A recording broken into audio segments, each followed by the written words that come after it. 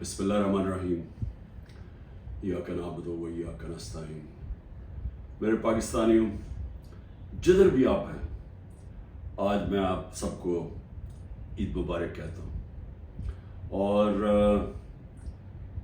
میں افسوس سے کہتا ہوں کہ میرے لیے یہ سب سے تکلیف دہ عید ہے۔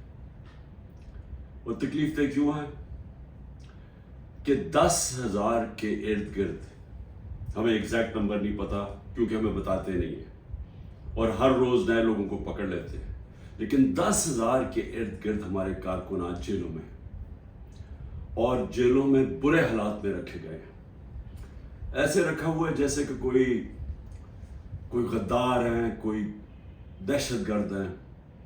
ان کو پوری طرح کوشش کی جا رہی ہے کہ ان کو اتنا ان کے اوپر ظلم کریں یا ان کو ایسی بری حالات میں رکھیں کہ وہ مایوس ہو کے پارٹی چھوڑ دیں۔ ان کے جو گھر والے ہیں، بیوی بچے ہیں، ماں باپ ہیں، وہ آج عید پہ کیا کر رہے ہوں گے، کیا ان کے اوپر گزر رہی ہوگی، کیونکہ پتہ ہی نہیں ہے کہ کب باہر آنا ہے۔ ایک بیل سے ہوتی ہے، باہر نکلتے ہیں، پولیس پکڑ کے پھر سے لے جاتی ہے ان کو جیل میں، کوئی اور ان کے اوپر کیس بنا دیتی ہے۔ قانون کے نام کی چیز ہے کوئی نہیں۔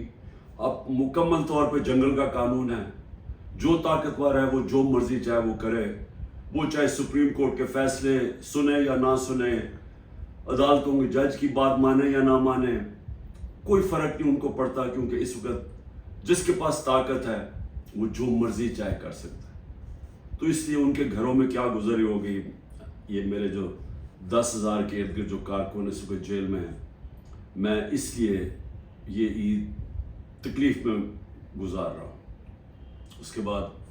اس کے علاوہ ہمارے پولیٹیکل لیڈرز ہیں، میں آج ان کو عید مبارک بھی کہتا ہوں، سلام بھی کرتا ہوں، کیونکہ ان کو صرف اس لیے جیلوں میں رکھا ہوا ہے اور ان کے اوپر ہر قسم کا پریشر ڈال رہے ہیں کہ بس وہ ایک جملہ کہہ دیں کہ جی میں تحریک انصاف چھوڑ رہا ہوں، پھر سب کچھ معاف ہو جاتا ہے۔ جس طرح پوچھا گیا ایک سوال پریس کانفرنس کے دوران ISPR کی کہ جی بتائیں کہ یہ اتنے بڑے الزام لگائے ہوئے بغاوت کے اور دہشت گردی کے، لیکن جب وہ پارٹی چھوڑتے تو سب معاف ہو جاتا ہے۔ تو وہی ان کے اوپر پریشر ڈالا ہوا ہے۔ تو میں آج ان کو سلام بھی کرتا ہوں۔ ہمارے خاص طور پہ جو خواتین، ابھی تک 50 خواتین صرف لاہور کے جیل میں ہیں، جس میں ڈاکٹر یاسمین اور عالیہ حمزہ، ان کو میں خاص طور پہ خراج تحسین پیش کرتا ہوں۔ ان کے علاوہ جو اور عورتیں ہیں، لیکن ان کے اوپر پورا زور لگایا گیا ہے کہ یہ پارٹی چھوڑ دیں یا یہ اپروور بن جائیں۔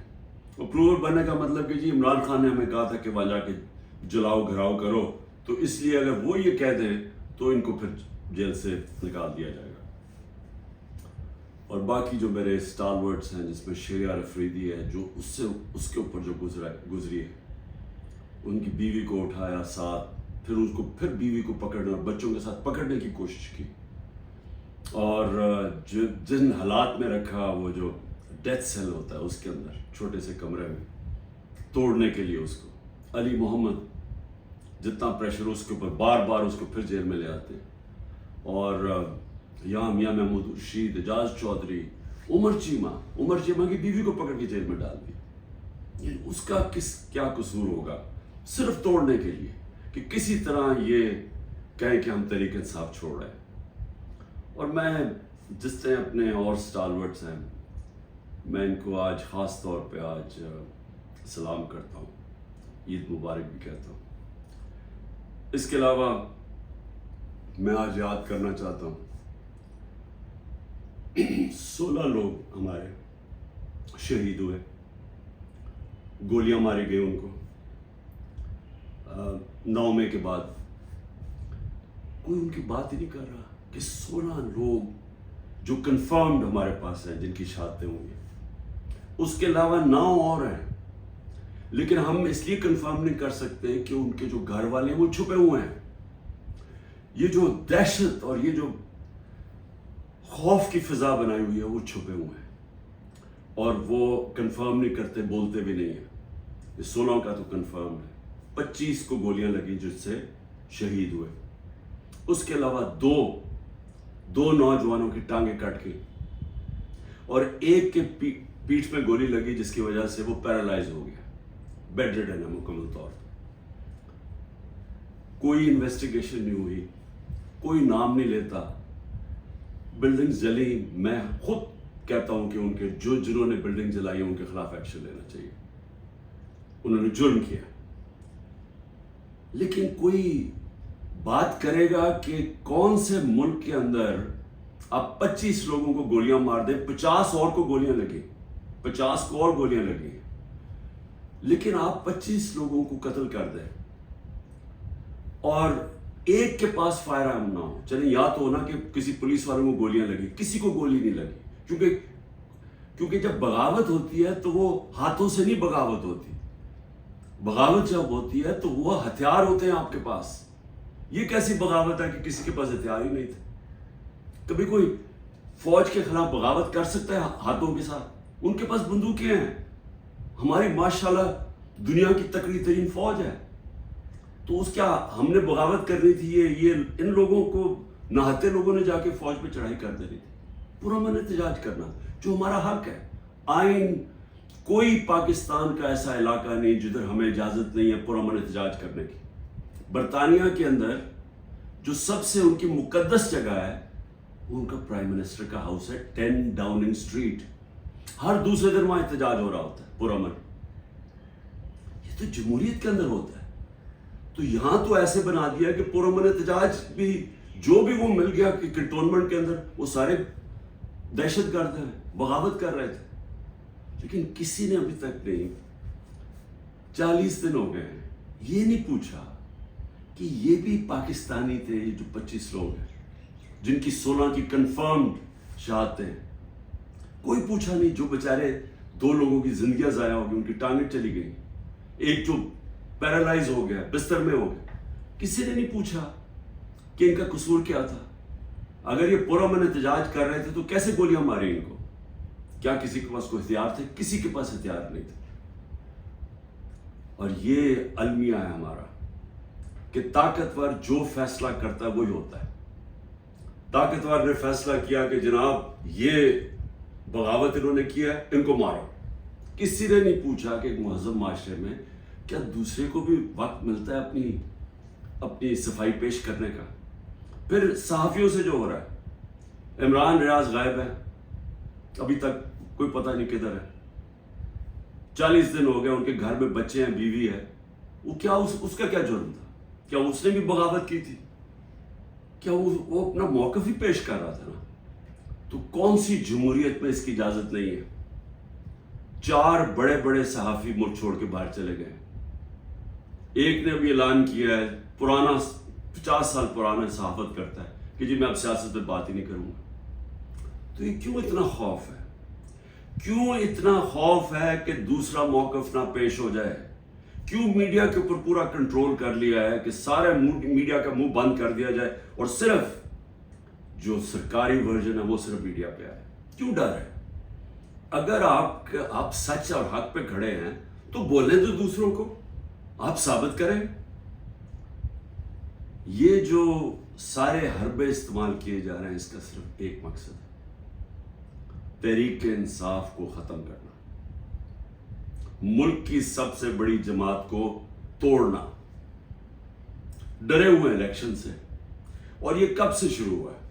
ये जब से रजीम चेंज हुई है तब से ये प्लान बना हुआ है कि इमरान खान को जिन्होंने हटाया उन्होंने अब दोबारा वापस नहीं आने देना।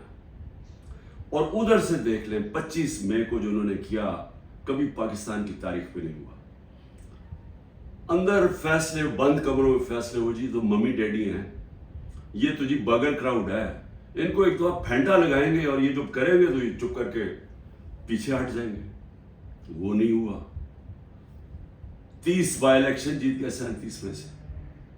उसके बाद मुझे कत्ल करने की कोशिश की। सब एक ही कड़ी का हिस्सा था कि इमरान खान को अब नहीं आने देना। कत्ल करने की कोशिश की, अल्लाह ने बचा लिया। उसके बाद जैसे ही मैं बाहर निकला, अभी ठीक ही हुआ था, 3 महीने तो मुझे ठीक होने में लगे। उसके बाद जब मैं ठीक हो रहा था हुआ घर पे हमला कर दिया। 24 घंटे घर पे अटैक किया रेंजर्स और पुलिस ने। उसके बाद मुझे 18 मार्च को कत्ल करने की कोशिश की जुडिशियल कॉम्प्लेक्स, जिधर मैं अपनी जमानत करवाने जा रहा था। क्यों? सिर्फ ये कि इमरान खान ने अब इलेक्शन नहीं लड़ना, इसको नहीं आने देना हमने पावर में। फिर ये जो हुआ है 9 मई को, अब ये 9 मई की मैं फिर से कहता रहता हूं, इन्वेस्टिगेशन तो हो। मैं ये कहता हूं कि चले मिलिट्री कोर्ट्स कर दे, चले इमरान खान को आप ये इन अदालतों में नहीं, मिलिट्री कोर्ट्स में गए, लेकिन उस मिलिट्री कोर्ट के अंदर मुझे मौका मिले, टेलीवाइज हो, सबको पता चले, मुझे अपना मौक़िफ़ पेश करने का वक्त दिया जाए। आप अपना मौक़िफ़ दें, मैं अपना मौक़िफ़ देता। क्योंकि क्या हम सच और हक चाहते हैं कि पाकिस्तान में ऐसी चीज़ें आगे से ना हो, या सिर्फ और सिर्फ मकसद ये है कि किसी ना किसी तरह तहरीक इंसाफ को ख़त्म करें। इस ईद के ऊपर जितनी मैंने पाकिस्तान में मायूसी देखी है, मैंने अपनी ज़िंदगी में नहीं देखी। और इसकी वजह क्या है? एक तो माशी हालात है। 14 महीने के अंदर 6% जब मुल्क बढ़ रहा था, उसकी दौलत में इजाफा हो रहा था, वो आके 0 पे आ गया। इंडस्ट्री बंद हो गया, बेरोजगारी है, 38% महंगाई है जो पाकिस्तान की तारीख में सबसे ज्यादा है। जब दुनिया के अंदर कीमतें 35% नीचे चले गए हैं, जिसकी वजह से हुई थी, जो तेल की कीमतें, कमोडिटी, घी, ये सब 35% नीचे चला गया। और हमारे मुल्क में तारीखी इन्फ्लेशन हम जब छोड़ के गए थे 12% थी। तो मायूसी है, तो माशी हालात ऐसे। लेकिन असल मायूसी की वजह क्या है कि दुबई में जो इस मुल्क के नामवर बड़े बड़े डाकू हैं, वो सारे मिलकर दुबई बैठे हुए हैं और फैसला कर रहे हैं पाकिस्तान के मुस्तकबिल का। ये है मायूसी। ये वो लोग हैं जिन्होंने 25 साल एक दूसरे की करप्शन कौम को बताई। ये 90 की दिहाई में 2 दफा करप्शन में गवर्नमेंट्स गई और एस्टेब्लिशमेंट ने इनको गिरवाया, क्योंकि इनकी ये करप्शन कर रहे थे। इनकी करप्शन के चर्चे पहली दफा है, सरे माल पता चला। फिर ये हुदैबा पेपर मिल के अंदर आया कि शरीफ खानदान कैसा पैसे मुल्क से बाहर निकाल रहे थे, दोनों मुल्क से पैसा चोरी करके बाहर लगा रहे थे, ये इल्जाम थे इन पे। उनको हटाया, जनरल मुशर्रफ आए, उन्होंने इनकी करप्शन बताई दुनिया को कि इन्होंने कैसे मुल्क को लूटा, और फिर एनआरओ दे दिया। 10 साल फिर लूटा इन्होंने। अब वो लोग आज बैठ के, जो मुझे लोगों ने वोट दी थी, इनसे तंग आके वो आज मुल्क के मुस्तकबिल का फैसला कर रहे हैं। ये है मायूसी। यही मुल्क की एस्टेब्लिशमेंट ने इनकी चोरियां बताई हैं।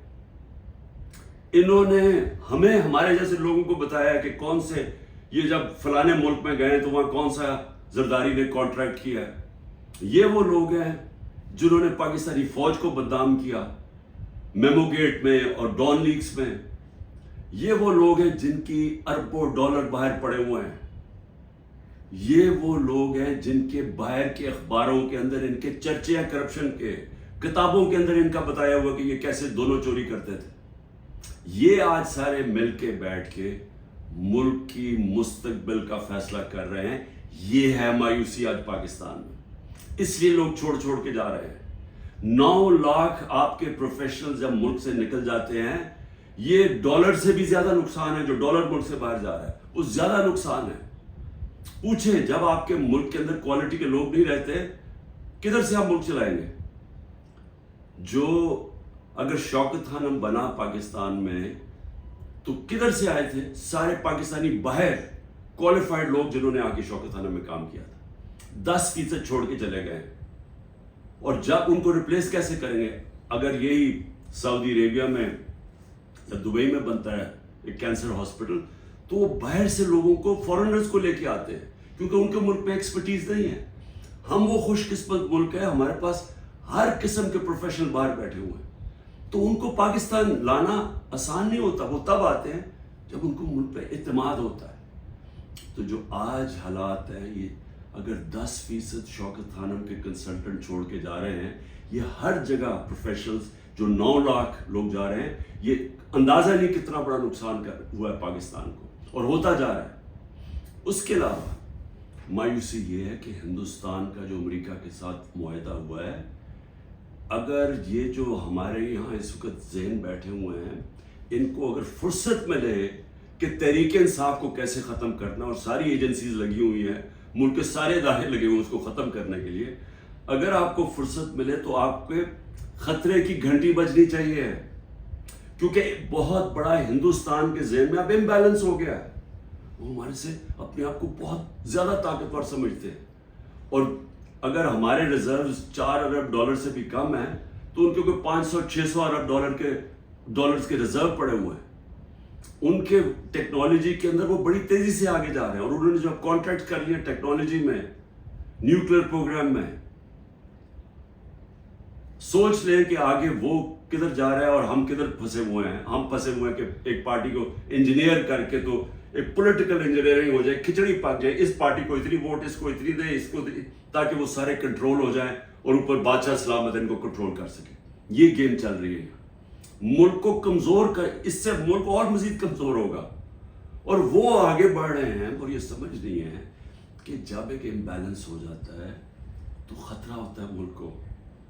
کیونکہ اگر روس نے اٹیک کیا یوکرین کو تو وہ سمجھے وہ یوکرین سے بہت زیادہ طاقتور ہے. ہمیشہ یاد رکھیں کبھی اٹیک نہیں کیا جاتا اس ملک کو جو وہ سمجھے کہ ہمارے برابر کے ہیں یا ہمارا مقابلہ کر سکتے ہیں. وہ تب ہوتا ہے جب سمجھتے ہیں کہ جی یہ تو بالکل ہی بیٹھ گئے، تھوڑا سا دھکا دیا یہ تو معاشی طور پہ ویسے ہی گر جائیں گے. اس لیے ہمیں سارے ملک کو سوچنا چاہیے، جس کی وجہ سے میں بار بار کہتا ہوں کہ میں اپنے لیے نہیں بات کر رہا، میں اپنی قوم کے لیے کہہ رہا ہوں کہ بات کریں. اس وقت جو اس وقت پاور تو اسٹیبلشمنٹ کے پاس ہے، ان کے پاس کیا پاور ہے؟ ان سے بات کرنے کا کیا فائدہ ہے؟ بات تو اس سے کی جاتی ہے جو پاور لے کے بیٹھے ہوئے ہیں. بات اس لیے کریں اپنے ملک کے لیے. ہم بڑی تیزی سے نیچے جا رہے ہیں. یہ جو پلان بنا رہے ہیں نا کہ معاشی آ جائے گی تو ادھر سے پیسہ آ جائے گا، کہیں سے ملک اپنے جب تک ملک میں اسٹیبلٹی نہیں آتی، استحکام نہیں آتا، پالیٹکس اسٹیڈی نہیں ہوتی، تو اس کے اندر تو کوئی معیشت اوپر جا ہی نہیں سکتی. تو اس لیے عید کے دن میں پھر سے کہہ رہا ہوں کہ جدھر ہم کھڑے ہوئے ہیں، یہ جو پروگرام بن رہے ہیں، جو دبئی میں جا کے یہ سارے منی لانڈررز، ایک دوسرے کو یہ منی لانڈررز کہتے تھے، ان کے اوپر سارے منی لانڈرنگ کے چارجز ہیں. 30 سال سے منی لانڈرنگ کر رہے ہیں. ہدایبہ پیپر مل منی لانڈرنگ پہ ایون فیلڈز کے اپارٹمنٹس انہوں نے خریدے ہیں. دوسرا جو زرداری ہے اس نے جو وہ خریدا ہے سرے محل، اور اس کے علاوہ جو ان کی باہر پراپرٹیز ہے، وہ ہمیں پوری بریفنگ دی گئی ہے اس چیز کی. یہ سارے پیسے یہاں سے چوری ہو کے باہر گئے ہیں. وہ ملک کیا فیصلے کریں گے؟ اور ان کے ساتھ اسٹیبلشمنٹ کھڑی ہے. اور پھر وہ کہتے ہیں کہ جی یہ دیکھیں سوشل میڈیا میں کیا، سوشل میڈیا عوام کی آواز ہے، کوئی کسی کو ذلیل نہیں کر سکتا. یہ ذلت اللہ کی طرف سے آتی ہے، یہ ہمارا ایمان ہے. کتنی کوشش کی ہے عمران خان کو اور پی ٹی آئی کو ذلیل کرنے کی. ذرا کریں نا آج الیکشن. میں چیلنج کرتا ہوں کہ ساری ان کو امپائر ان کو دے دیں، الیکشن کروا دیں. کیوں ڈر رہے ہیں الیکشن سے؟ کیونکہ آپ جو مرضی کر لیں، جب عوام کے دلوں میں ایک نظریہ آ جاتا ہے، آئیڈیا آ جاتا ہے، آپ اس کو شکست نہیں دے سکتے. انگریزی کا محاورہ ہے no force can defeat an idea whose time has come. جب ایک نظریہ آ جاتا ہے اس کو آپ شکست نہیں دے سکتے. آپ ڈنڈے مار کے، یہ بھیڑ بکریاں نہیں ہے کہ ڈنڈے ماریں گے، یہ ماریں گے، ظلم کریں گے تو جو ایک دم یہ چپ کر کے بھیڑوں کی طرح آرام سے لائن میں لگ جائیں گے. یہ انسان ہے، انسان فیصلہ کر بیٹھے. جب بھی الیکشن ہوگا میرا چیلنج ہے تحریک انصاف جیتے گی. اور میں قوم کو کہنا چاہتا ہوں کہ یہ جو ظلم ہو رہا ہے اس وقت، اپنے ذہن میں ایک چیز تیار کر لیں کہ کبھی آپ نے خوف اور ظلم کی غلامی نہیں کرنی. میری نظر میں یہ شرک ہے. میں ہر قربانی کے لیے تیار ہوں. میں کبھی تسلیم نہیں کروں گا یہ جو پوری کھچڑی پک رہی ہے اور ہمیں سمجھ رہے ہیں کہ یہ خوف دلا کے، جیل میں ڈال کے، یا یہ جو میرے گھر والوں کے اوپر، بیوی کے اوپر، بہنوں کے اوپر، رشتہ داروں کے اوپر جو کر رہے ہیں، اگر ان کا خیال ہے کہ اس کی وجہ سے میں پیچھے ہٹ جاؤں گا یا ہاتھ کھڑے کر دوں گا، اس غلط، کیونکہ میں اس کو شرک سمجھتا ہوں.